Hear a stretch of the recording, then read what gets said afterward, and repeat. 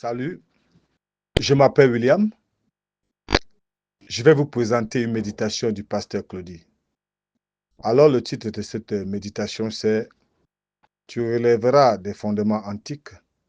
On t'appellera réparateur des brèches. Ésaïe 58, verset 12. En relisant cette parole d'Ésaïe, nous pensons de suite aux brèches qui existent dans la chrétienté, tant de divisions, de querelles, d'espaces ouverts où l'ennemi s'infiltre pour faire son œuvre de destruction. Serviteurs de Dieu, nous avons une mission, c'est de relever les fondements antiques. Paul dira, j'ai posé le fondement, savoir Jésus-Christ. 1 Corinthiens 3, versets 10 et 11. Quelle que soit notre dénomination, nous devrions avoir tous ces mêmes fondements, la foi en Jésus-Christ. Nous sommes tellement omnubilés par nos différences que nous oublions facilement notre point commun, immuable et éternel.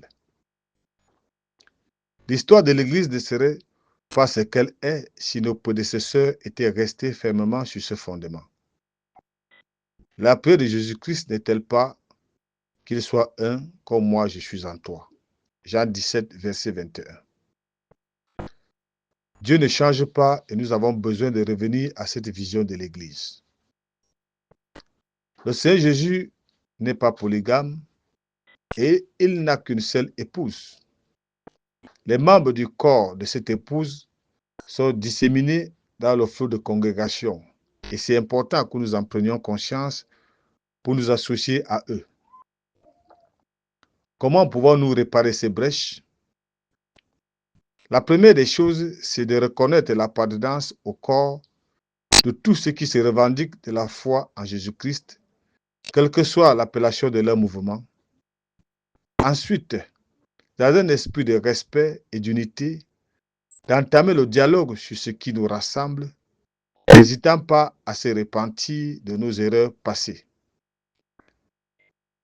Enfin, d'œuvrer ensemble à la reconstruction de cette Église glorieuse pour la faire paraître sans tache ni ride. Éphésiens 5, verset 27.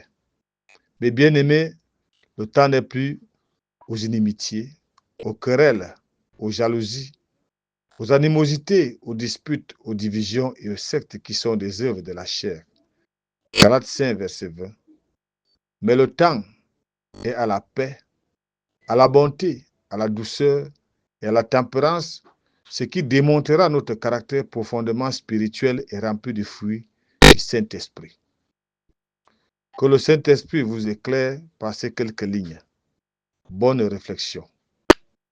Merci de m'avoir écouté. C'était une méditation du pasteur Claudie. À bientôt.